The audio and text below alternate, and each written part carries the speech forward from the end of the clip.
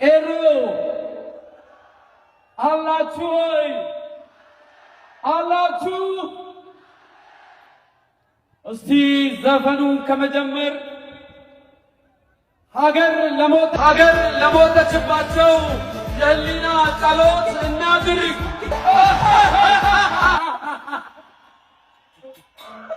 ከረስባቲያና ሰው አድርገናችሁ ካመድ ከትቢያ አንስተን ቅማላችሁን አራግፈን ትኋናችሁን አራግፈን ሙጀላችሁን ነቅለን ሱሪ አስታጥቀን ልብስ አልብሰናችሁ ቴዲን የተቀየምኩት አንደኛ ኢትዮጵያ እናፈርሳለን እንመለሳለን ሲሉ ቴዲ ዝም አልኩት ከዛ ዲስታ ጋር። ሁለተኛ ህዳሴ ሲመረቅ አልታየም አልተነፈሰም። ሲጀመር ደግፏል፣ ግብጾችን አስጠንቅቋል፣ ይጨበጨብለታል። ሲመረቀውን ሻቢያዎች ግብጾች ዘረኞች የትግሬ ዘረኛ ተማት ወጡ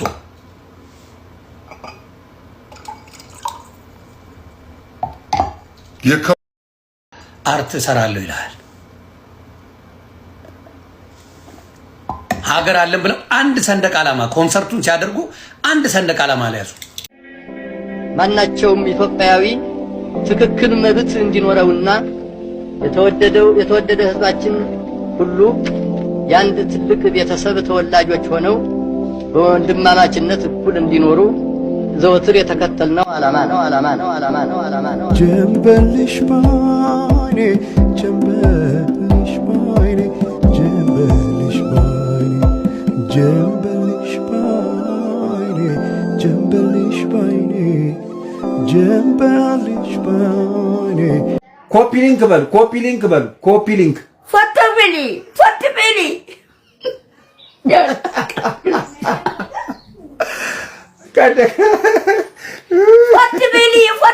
ሰላም ጤና ይስጥልኝ። ውድና የተከበራችሁ የአዳም ቲቪ ቤተሰቦች እንደምን ሰነበታችሁ? እኔ ደህና ነኝ፣ እግዚአብሔር ይመስገን።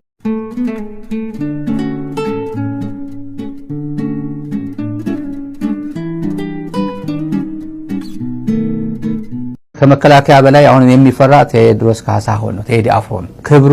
በቃ ኢንተርናሽናል ሰው ነው ይሄ ሰው። ምንም ልታረጋው አትችልም። የአፍሪካ ሚዲያዎች ምን ይሉታል? አልጀዚራ ምን ብሎ ይዘግባል? ቢቢሲ ምን ብሎ እየዘገበ ነው? የማይዘግበው የሚያሳዝነው የኢትዮጵያ ቴሌቪዥን ብቻ ነው ስለሱ መናገር የማይፈልገው። አብይ አህመድ አሁን ቢችል የቴዲን መዝሙር በድሮን ድራሹን ያጠፋው ነበር፣ ስለማይችሉ ነው። ለላሊበላና ለአክሱም ሰሪዎች ኢትዮጵያዊነትን መንገር ለእናት ምጥ ማስተማር ነውረኝነት ነው ብሎ ነው የነገረህ። የሚገባ ከሆነ ጋዜጠኛ ነኝ ምናምን የሚለው እንደነገሩም ጫላ የሚባሉት ትናንት የቴዲ አድናቂ ነበር፣ ዛሬ የቴዲ ወቃሽ ሆኖ ይመጣሉ። ማንም ገጣባ ትንሽ ባጎረስከው ጊዜ የሚጮህ ኤቭሪ ታይም በሰማሁት ቁጥር እያንዳንዷ ቃላት እንደ ደማሚት ነው። ቢፈሩ ቢደነግጡ እነዚህ ወንጀለኞች ወደው አይደለም እነዚህ ወንጀለኞች የፈሩት። የኦህዴድ ደጋፊዎች፣ የአራት ኪሎ አሸርጋጆች፣ የጨፌ ቅጥረኞች ላባችሁ ጠፍ እስኪል ብትጮሁ ምክንያታችሁ እንረዳለን። አብይ ራሱን ያስለበደበው እቺ ቪዲዮ ነች ያስመታችሁ። አሁን ያለው መንግስት ሀጅ ነው። የትላንትና ወዲያው መንግስትም ሄዷል፣ ይሄም ሄዳል። የተደራጀ ሌላ መንግስት መጥቶ ይቀመጣል። እቺ ነች ያስለበደበችው። እናንተ ሀገር ብርቁ አባቶቻችን 3000 ዘመን ያቆዩዋትን ሀገር ድንገት እጃችሁ ላይ ስትገባ ውጡ የምትሉ እና ብልጽግናዎች የመጨረሻቸው ተሸብረዋል በቴዲ አፍሮ።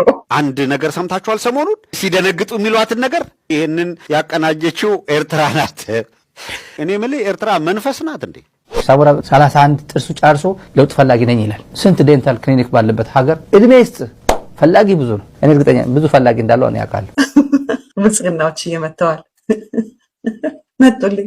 እንኳን ደህና መጣችሁ ብልጽግናዎች። አይኖ በጣም እንደምታደንቁኝ አውቃለሁ። የቴዲ አፍሮን ስንኝ በፈለግከው መንገድ ለመተርጎም ይሄድ እንመጣበታለን ወደፊትም። አንተ እንደምትለው አንተ እንደምታቦቀው አንተ እንደምትዘረዝረው ሳይሆን ወገብ አገዳህን የሚቆርጥ ነው። አክቲቪስቶች አሉ በረንዳ ዳሪ ዝም ብሎ ዘመዘው የተሰልፎ ሲጮህ የሚያድራለ። እኛ ተቋም ነን። ከማንም በረንዳ ዳሪ ጋር እንመላለስም። ከፍ እያልን ነው የምንበረው። ከፍ እያልን የቁራና የእንትን ተረት እዚያ እናመጣም። ከማንም ጋር ግን አንመላለስም። በነገራችን ላይ አንዴ ከጎረስክ መጥፎ ነው፣ በጣም መጥፎ ነው። ህሊና የሚባል በሙሉ የሚዘጋው ለራሳቸው ክብር ጭምር አይቆረቆርም። እኛ ጉዳይ የለንም እዚህ ላይ። ይሄ መጣለት ነው፣ እሱም ያውቃል። ፊቱ ተቀያይሯል። ፎቶግራፎቹን ተመልከቱ። አብይ አህመድ አንድ ጥባጥቤ ነው የተጫወተባቸው እነዚህ ሰዎች። ከማን ጋር እንደሚሰራ እኔ ጠንቅቄ ነው የማውቀው። እንደዚህ ብዬ ስናገር ጠንቅቄ ነው የማውቀው። ይሄ ፕሮግራም እንደሚከታተለው ማውቃለሁ። ደንገጥ እንደሚል ማውቃለሁ። እኔ አሁን እኮ እንዴት ብሎ እንደሚተኛ ግራ ይገባኛል እኮ። የኢትዮጵያ ትንሣኤ በደጅ ነው። እንግዲህ ሁላችን እንዳየነው የወንድማችን የቴዲ አፍሮ መዝሙር ዓለሙን ገለባብጦታል። ትልቅ ድንጋጤን አምጥቷል። የመሬት መንቀጥቀጥ ነው ያመጣው እና ከሁሉም በላይ መሬቷ ስትንቀጠቀጥ ምድሪቱን ሲያውክ ሲያሸብር ሲያስጨንቅ የነበረው ብልጽግና ድንብርብር ወጥቷል እና በጣም የሚገርመኝ ነገር አንዳንድ ሰው ስሙ የሆነ ሰው ነው አለስጠሩት አቤት የሚለው ስሙ ሲጠራ አቤት የሚል ስሙ የሆነ ሰው ነው። ስሙ ያልሆነ ሰው ሲጠራ ዞር አይልም። ብልጽግና ለእናንተ የተዘፈነው ወይ ለእናንተ የተዘመረው አልተባለም። ውሎ አድሮ ቅርፊቱ እየተላጠ ሲሄድ ውስጣዊ ማንነቱ ሌላ ሆነ። አጣርተን እናስራለን እንጂ አስረን አናጣራም ያለው ሰውዬ እንደዚህ የሚባል ጨዋታ የለም በገፍ አስገባዋል። እንደውም ትላንትና እንነቅለዋለን ጉቶ እየነቀልን እንሄዳለን አለና የሚቃወሙትን ሁሉ መግደል ማሰርና ማሳደድን ጉቶ የመንቀል ያክል ቀላል አድርጎ አነሳው። ችግር የለም ከጠባቂ ጥፊ የምታልፍ አይደለም አብይ አህመድ፣ ጊዜ ደጉ ይፈርዳልና እናየዋለን። የሆነ ሆኖ አሁን እብሪት ውስጥ ስለሆነ ያለው በጉቶ መሰለና ጉቶ እየነቀልን እንሄዳለን አለ። ጉቶ ብሎ የኦሮሚያ ጉድ እንንገራቸው። ኦሮሚያ አካባቢ ያለው ግድያ በጣም ብዙ ወንጀል ነው። ይሄ መንግስት ከወደቀ በኋላ ኦሮሚያ የሚፈጠረው ጉድ እንዴት ማኔጅ እንደሚደረግ ወደፊቱ የወረነ ቢስማ ኦሮሞ የቤት ስራ ነው። የቤት ስራ ከባድ ነው የሚሆነው። ከአብይ አህመድ በኋላ የሚመጣ መንግስት ኦሮሚያ የተፈጠሩ ወንጀሎች ጃዋር በዚህ ላይ 20 ሺህ መልእክት ደርሶኛል አለ። ጠቅላላ የ120 የሚባለው የገዳይ ቡድን ማፊያ ቡድን የሚባለው እሱን ነው እያጋለጠ ያለው ሌት ተቀን። ትልቅ ውለታ ነው። አሁን በኦሮሚያ እንትን አብይ አህመድ ምን አይነት ቅርቃር ውስጥ እንደገባ ተመልከቱ። በዚህ ቴዲ አፍሮ፣ በዚህ ጃዋር መሐመድ፣ በዚህ 120 የሚባለው ምስክርነት የሰጡ ናቸው። እገሌ ሲረሸት በአይኔ አይቻለሁ፣ እገሌ የረሸነው እገሌን ነው። ብልጽግና የሚባል እዛ ቦታ ላይ አልተጠራም፣ ግን ሳይጠሩ ስራቸውን ስለሚያውቁ አቤት ብለው መጥተዋል። የቴዲ መዝሙር ሲዘመር ብርግግግግ ይላሉ ሳይጠሩ። ለምን? ስራቸውን ስለሚያውቁ። አገሪቱ እንዳፈርሷት ያውቃሉ። አገሪቱ እንዳወደሟት ያውቃሉ። በንጹሐን ደም እንደታጠቡ ያውቃሉ። ኢትዮጵያን በደም እንዳጨቀዩት ያውቃሉ። አገር እጃቸው ላይ እንደሞተች ያውቃሉ። የሰሩትን ወንጀል፣ የሰሩትን ግፍ፣ የሰሩትን ጭካናና ረመኔነት ብጥር አድርገው ያውቃሉ። ስለዚህ ሳንጠራቸው አቤት ብለው መጡና የቴዲ መዝሙር ሲዘመር አንደኛ ተቃዋሚ ሆነው የወጡት እነሱ ናቸው። አንደኛ ማን ጠራቸው? ጊዜ መጣን አይደለንም ከዳር መተን መሃል የሰፈርን ነፍጠኞች ሆነን ገበሬዎችን ያፈናቀልን አረመኔዎች ሆነን ለወረራና ለማስገበር ቶትና እጅ የቆረጥን በለጊዜ ብለው ይጠሩናል፣ በለጊዜ ብለው ይጠሩኛል። ንዴቱን ነው፣ ቁጣውን ነው፣ ፍርስትሬሽኑን ነው። እሱን በደንብ እረዳለሁ። እብደት ውስጥ የከተተው ንዴት አለ። በትንሣኤ ማግስት ተነሳን፣ አንሰራራን፣ ሆፕ ምናምን አልን ምናምን ያለው ሰውዬ አንሰራራን ብሎ ነበር፣ ተነሳን ብሎ ነበር። የትንሣኤ ማጭበርበሪያ ዜናው ሳታልፍ ዳስጣል መጣ። ታምነኛለህ? አብይ አህመድን ከመደገፍ በላይ እዚህ ምድር ላይ አስነዋሪ ተግባር የለም። በዚህ ወቅት አንድ ነገር ሰምታችኋል? ሰሞኑን ሲደነግጡ የሚሏትን ነገር ሁሉንም ይኸውልህ፣ የአማራ ፋኖ ብሔራዊ ንቅናቄ ተመሰረተ አፋብን ሲባል ኤርትራ ናት አፋብን። እኔ የምልህ ኤርትራ መንፈስ ናት እንዴ? ኃይሉ ደለሳ ባለበት ይሄን መረጃ እድሜ ይስጥ ብቻ ከአብይ አህመድ በኋላ እድሜ ይስጥ ብቻ አዲስ አበባ የምትኖርበት ኢትዮጵያ ምድር ላይ የምትኖርበት ለምሳሌ እድሜ ይስጥ። ፈላጊ ብዙ ነው። እኔ እርግጠኛ ብዙ ፈላጊ እንዳለው እኔ አውቃለሁ። ሌላ የነገረን ጉድ አለ ጃዋር በዚህ ላይ በዚህ ፓወርፖይንት ላይ ከደቡብ ሱዳን፣ ከዩጋንዳ፣ ከኬንያ በኃይለማርያም ጊዜ በኢህአዴግ ጊዜ ማፊያዎች ከአዲስ አበባ ባንክ ዘርፈው ምናምን ወንጀል ፈጽመው የሄዱ እነሱ ደመላሽ ገብረ ሚካኤል የሚባለው ሰብስቦ አዲስ አበባ አምጥቷቸዋል። አሁን ስራ እያሰራቸው ነው አዲስ አበባ። ቀጥለን ተመልካቾች የደህንነት ኃላፊው ሬድዋን ሁሴን እና እሱ እንጨት ወድቆብኝ ነው እንጨት ፈነከተኝ አለ። እንዴት ነው እንጨት በልዩ ሁኔታ እዚህ አካባቢ ሊፈነክት የሚችለው? ለዛውም ሬድዋን ሁሴን መርጦ ምን አይነት ቤት ውስጥ ደሳሳ ጎጆ ውስጥ የተጋበዙት ብለን መጠየቅ ተገቢ ነው። ብልጽግና የሚባል ነገር ሰምታችኋል? እዛ ቦታ ላይ እኔ ብልጽግና የሚል ስሙ ሲጠራ አልሰማሁም። እንዴ እንደኛ እኮ አገር መፍረሷ የሚቆጫቸው ቢሆን እንደኛ ቪክተሞች እኮ ቢሆኑ ዘፈኑ ከኛ ጋር ነበር አብረው ኢንጆይ የሚያደርጉት። ልክ እንደኛ ወይም የማይመለከታቸው ከሆነ ሪስፖንድም አያደርጉም ነበር። በቃ ምን ሲባል ያ ዘፈን ተሰምቶ ብለው በቃ በኃይለኛ ድሮን ቢኖራቸው ዘፈኑን በድሮን ያጠፉት ነበር። አብይ አህመድ ካሁን በፊት እንደነገረን አስተማሪዎችን ነው መሰለኝ ሰብስቦ በቤተ መንግስቱ ብንችል ታሪክን ድሊት ማድረግ የምንችል ቢሆን አለ ከዚህ እስከዚህ ድረስ ዘመን ያለውን ከታሪክ ደምስሰው ነበር አለ። ፓወር ቢኖረው ማለት ነው። ቴዲ አፍሮ ለዓመታት የጻፈውን ግጥም ከዜማ ጋር አዋህዶ አልበም አድርጎ አመጣው። ኤርትራ ናት ስፖንሰር አድርጋ መፈንቅለ መንግስት ለማድረግ ይህንን ያቀናጀችው ኤርትራ ናት። በእርግጥ እንዲህ ያለውን የሚገርም ስራ ስፖንሰር አድርጋ ከሆነ ኤርትራን ለማመስገን ቆመን እንድናጨበጭብ እየጋበዛችሁን ነው። የዛሬዎቹ አብዛኛዎቹ ጥንቅሮች እንግዲህ በመልስ ምት የተሰጡ የተቀናጁ ቪዲዮዎች ናቸው። እነሱን ተመልከታችሁ ሐሳብ አስተያየታችሁን እንደተለመደው እንድታስቀምጡልኝ እጠይቃለሁ። አላችሁ ወይ ፈረስርባቲያና አላችሁ እስቲ ዘፈኑ ከመጀመር ወከስ አገር ለሞተችባቸው ህሊና ጸሎት እናድሪ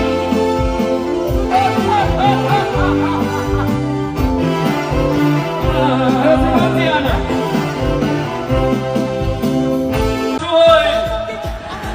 አላችሁ ዘፈኑ ከመጀመር ሀገር ለሞተችባቸው የህሊና ጸሎት እናድርግ።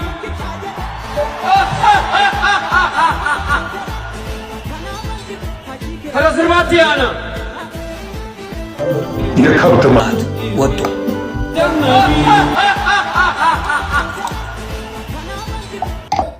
የከብት ማት ወጡ አርት እሰራለሁ ይላል። ሀገር አለን ብለው አንድ ሰንደቅ ዓላማ ኮንሰርቱን ሲያደርጉ አንድ ሰንደቅ ዓላማ አልያዙ። አንድ ሰንደቅ ዓላማ ነው ማወራ። ኮንሰርት ሲያደርጉ የተቆራረጠ ልከውልኛል። የነሱን ከት እዚያ ያሳየ የሰው ዘር ነው ማሳየ። የሰው ዘር አሳያለሁ። የሰው ዘር አሳየ። ሰንደቅ ዓላማ የኢትዮጵያን እንኳን አልያዙ። እንደዛ ጉራቸውን ምኑን ሲበጠርቁ የነበረ ትላንት እኮ ኦህዴድ ሲያስፈረጥጣቸው የነበሩ ዝምባሞች ናቸው። ኬንያ ድረስ ሮጠዋል። ለማስገበር ቶትና እጅ የቆረትን በለጊዜ ብለው ይጠሩናል፣ በለጊዜ ብለው ይጠሩኛል። ቀጥለን ተመልካቾች የደህንነት ኃላፊው ሬድዋን ሁሴን እና እሱ እንጨት ወድቆብኝ ነው እንጨት ፈነከተኝ አለ። እንዴት ነው እንጨት በልዩ ሁኔታ እዚህ አካባቢ ሊፈነክት የሚችለው? ለዛው ሬድዋን ሁሴን መርጦ ምን አይነት ቤት ውስጥ ደሳሳ ጎጆ ውስጥ የተጋበዙት ብለን መጠየቅ ተገቢ ነው። ብልጽግና የሚባል ነገር ሰምታችኋል? እዛ ቦታ ላይ እኔ ብልጽግና የሚል ስሙ ሲጠራ አልሰማሁም። እንዴ እንደኛ እኮ አገር መፍረሷ የሚቆጫቸው ቢሆን እንደኛ ቪክተሞች እኮ ቢሆኑ ዘፈኑ ከኛ ጋር ነበር አብረው ኢንጆይ የሚያደርጉት። ልክ እንደኛ ወይም የማይመለከታቸው ከሆነ ሪስፖንድም አያደርጉም ነበር። በቃ ምን ሲባል ያ ዘፈን ተሰምቶ ብለው በቃ በኃይለኛ ድሮን ቢኖራቸው ዘፈኑን በድሮን ያጠፉት ነበር። አብይ አህመድ ካሁን በፊት እንደነገረን አስተማሪዎችን ነው መሰለኝ ሰብስቦ በቤተ መንግስቱ ብንችል ታሪክን ድሊት ማድረግ የምንችል ቢሆን አለ ከዚህ እስከዚህ ድረስ ዘመን ያለውን ከታሪክ ደምስሰው ነበር አለ። ፓወር ቢኖረው ማለት ነው። ቴዲ አፍሮ ለአመታት የጻፈውን ግጥም ከዜማ ጋር አዋህዶ አልበም አድርጎ አመጣው። ኤርትራ ናት ስፖንሰር አድርጋ መፈንቅለ መንግስት ለማድረግ ይህንን ያቀናጀችው ኤርትራ ናት። በእርግጥ እንዲህ ያለውን የሚገርም ስራ ስፖንሰር አድርጋ ከሆነ ኤርትራን ለማመስገን ቆመን እንድናጨበጭብ እየጋበዛችሁን ነው። የአማራ ፋኖ ብሔራዊ ንቅናቄ የተመሰረተ ኤርትራ ናት ከጀርባ ሆና አድርጋው ከሆነ ቆመን እናጨበጭባለን። የማይገባትን እየሰጣችሁ እንዳይሆን እና ብልጽግና ራሱን ያስደበደበው ምን የሰማ ነው። አብይ ራሱን ያስደበደበው የሰማ ነው። ይሄ ፎቶግራፍ የወጣው በፕራይም ሚኒስተር ኦፊስ ነው የወጣው። ካቢኔ ሲሰበሰብ ቪዲዮም ይሁን ፎቶ የሚያነሳው የጠቅላይ ሚኒስትር ጽህፈት ቤት ነው። ኢቲቪ አይሄድም፣ ፋና አይሄድም። ኢትዮጵያ ዜና አገልግሎት ፎቶ እንደፈለጋ ፎቶ አንስቶ ይሄድ ነበር። አሁን ግን በአብይ ዘመን ይሄ ነገር የለም።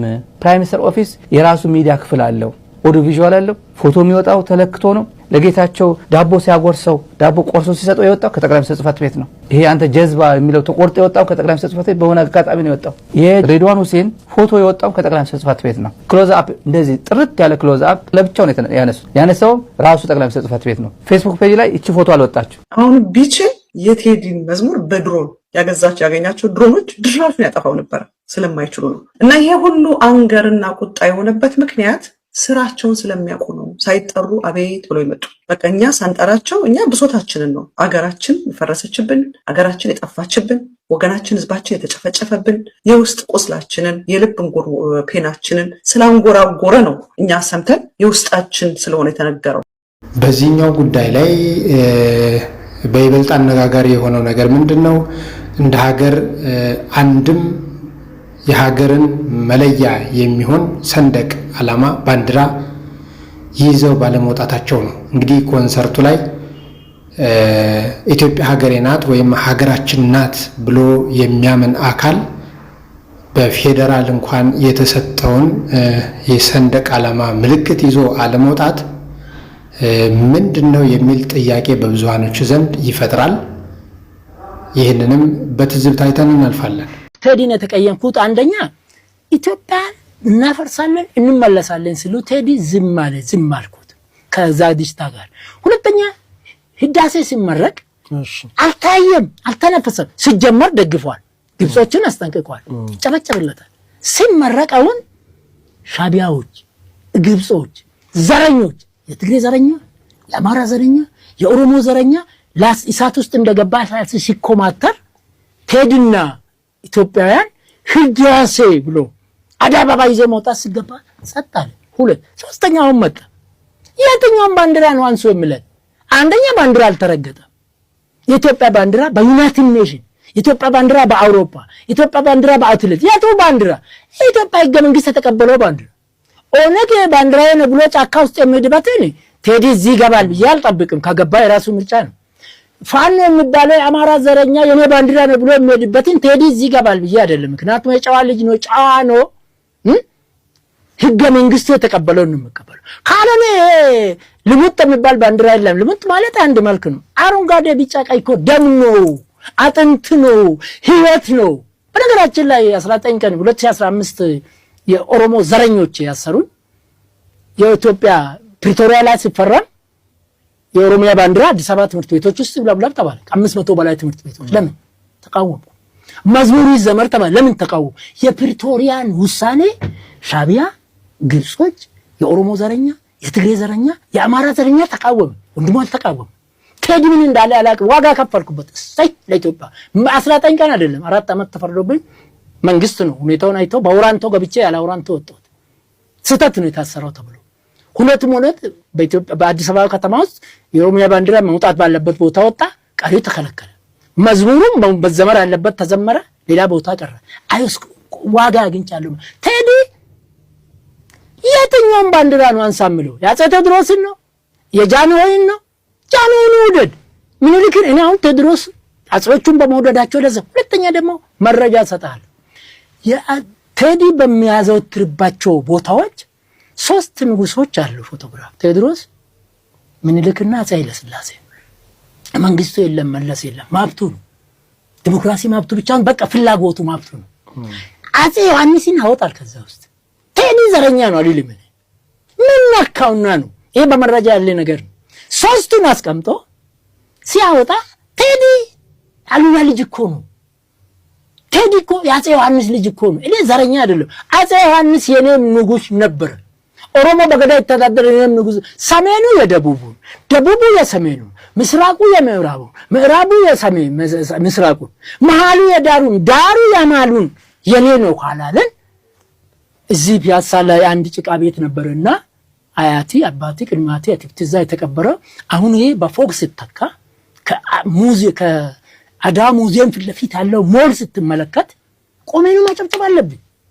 አገር ባለጸገ ማለት በጂኦግራፊ ትምህርት ነው። ጂኦግራፊ መምህር ነኝ። ከሁለቱ ጋራ ግን እሱን አሁን ዳር መሃል ዳር ሆነ ቆምለው እሱን አሁን በነፍች ደግሞ እሱን ልንገሩት መሃሉ ዳር ሆነ የሚለው አዎ ዘረኞቹ ኢትዮጵያን ሳይወዱ በኢትዮጵያ ጉዳይ ገብተው እነ ሜንጫ ሲፈተፍቱ ነበር። ቆየኝ አጥማን ነው ቆይነ የሚለው ወንድሜ እነ ጀዋር እነዚህ ብሔርተኞች አለላቸው እነ ደብረ ጽዮን ምናምን ማለት ነው እነ ልደቱ ምናምን ማለት ነው። ለምንም የማይበጁ ጀዋርን ነገር ያለው አይደለም። አባቴ ሚስቱን ሽጧል ብሎ እኮ በመጸጸት መጽሐፍ ላይ ጻፈ ሰው ነው። ነውሩን የማይደብቅ አባቱ ሚስቱን ከሸጠ ወንድሙ የአባቱ ልጅ ደግሞ ኢትዮጵያን አይደለም አፍሪካን ቢሸጥ ምን ትደነቃለህ? ነጋዴ ነው፣ ገንዘብ ነው፣ ጥቅም ነው፣ አገር አያውቅም። ምስታቅ እሱ ማን ሚስቱን ፈቷል፣ ሽጧታል ማለት እኮ ነው። ተምስቲን እኔ 48 ዓመት ከሚስቴ ወይዘሮ ግሹ ከበዳ ጋር የምኖረው ዛሬ የ20 ልጆች አባት ነው። 48 ዓመት ዝም ብሎ ፋሲካ አስመሰለ እንዴ? ኢትዮጵያና ሚስትን፣ ኢትዮጵያና ትዳርን፣ ኢትዮጵያና ዘርን ታስቀጥላል። እነዚህ አፍራሾች ስሉ ማን ነው? አብይ ቴዎድሮስን ኮሶ ሻጭ ብሎ በሚሰዱበት እየሰደቡት መልሶ ሲሳደብ አልሰማም። አብይን በመደገፍ አይደለም፣ እውነትን፣ ዕውቀትን፣ ህግን፣ ባህልን፣ ታሪክን ለመደገፍ ነው።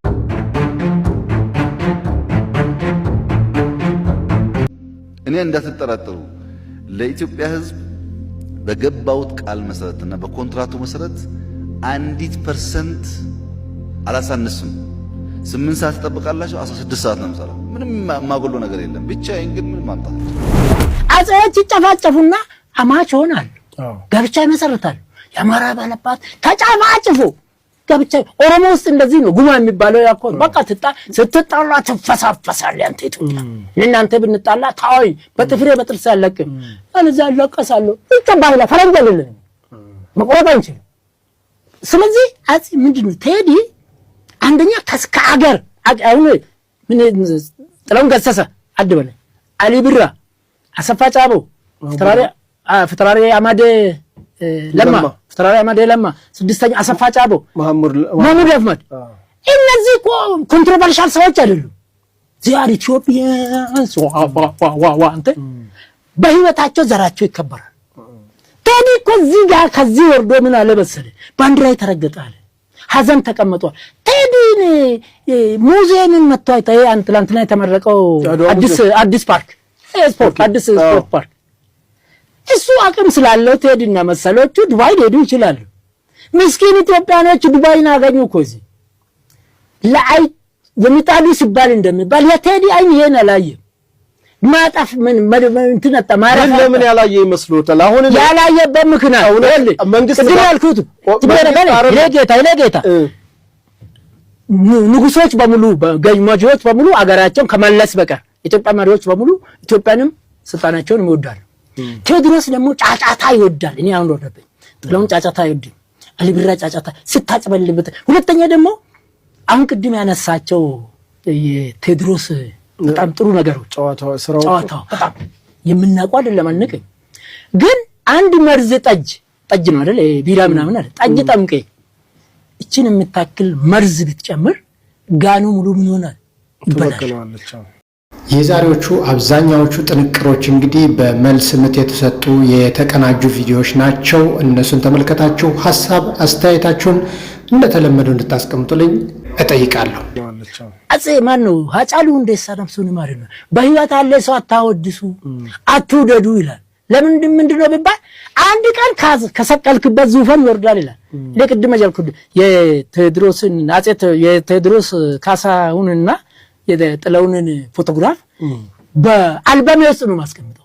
ሌሎቹም በመጽሐፍ ነው። ቴዎድሮስ የጥላሁን ወራሽ ነው ብዬ አልበም ውስጥ ነው። ይሄን ሲሰማ ሀዘን ተቀመጡ፣ ዳሩ መሃል ሆነ፣ ተፈናቀልን፣ ባንዲራሽ የትኛውም ባንዲራ እንደማነሳ ቴዎድሮስ ይንገር። ከቲንገ ፊት ቱፊት ተሹ ቻይና ዳ በነበረበት ጊዜ የጫማ ቁጥሩ በቁጥሩ ነው የጫማ ዋጋ ለትንንሽ ልጆች በ5 ሳንቲም ትገዛለህ። ቁጥር በጨመረ ቁጥር ዋጋ ይጨምራል።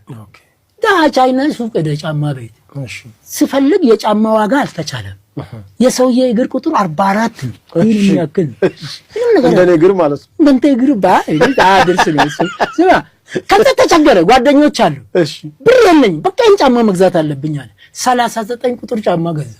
አራየን እንዴት አድርጉ ቆየኝ አራየን ማለት ጥፍሬንም ይሄ ከተረከዜ ጋር ያለንን ቆዳ ያረኩኝ ምክንያቱም ጨምሬ ገንዘብ እንዳልገዛ የለም እናንተ አሰጡኝ ያገዛሉ ብሎ በጣም ጥሩ አሉ ገባ ጥፍሩን ቆርጥ ቻይናዎች አደገኞች አይደለ ከቲንገ ፊት ቱፊት ተሽ የማይሆን ማለት ካሁን በኋላ የአጼ ኃይለ ሥላሴ ዘውድ ያለበት ባንዲራ አናገኝም። ቆመ ወይስ እንዴት ሆነ ማለት በቃ ካሰረ እንዴ ማይሆን ነገር እኮ ነው። ምንድነው ከቲንገ ፊት ቱፊት ተሽ ማለት የማይመከረው ነው መከረ እኔ የምወደው አጼ ምኒልክን ይውለድ ምን ያድርግ ዮሐንስ አጼ ዮሐንስን አውጥቶ ሶስቱን ይላል ማብቱ ነው ገብቷል እንዴ። ነገር ግን ዘመኑን አልዋጀም ነው የሚሉኝ ተቋማ እንትን ነው የጂኦግራፊ ትምህርት ከጋራ አውራስ ዳሽን ከዛ አይነቃነቅ እንጦጦ ከዛ አይነቃነቅ የሌጭ ላለው አይነቃነቅ ከነዚህ ሶስቱ ጋራዎች በቀር በአለም ላይ የማይገናኝ ነገር የለም ይላል። ወንዙም ምንም ተቀላቅሎ ከዚህ ምድር ይገባል። ቴዲ እኮ ሶስቱ ጋራ ሆነብኝ ነው ምን ሆነ መሰለ በቃ ባንዲራ ውስጥ ያለው የጭንቅላት ውስጥ ያለው የአጼ ኃይለ ሥላሴ ወዮ የምኒልክ ዘውድ ያለበት አይደለም። እሺ ውድ ቤተሰቦቼ እስካሁን ሰብስክራይብ ያላረጋለ እስኪ ያላረገ ካለ እስኪ እጁን ያውጣ እዛ ጋር ይታኛል። አንተ እስካሁን አላረክም አንቺም አላረግሽም በሉ ሁላችሁም ሰብስክራይብ አድርጉ። እናቶችም እህቶችም ወንድሞችም በሙሉ ሰብስክራይብ አድርጉ። አዳዲስ ቪዲዮዎች ይቀርባሉ። እስከዛ ሰላም ሁኑልኝ። አመሰግናለሁ። ባባይ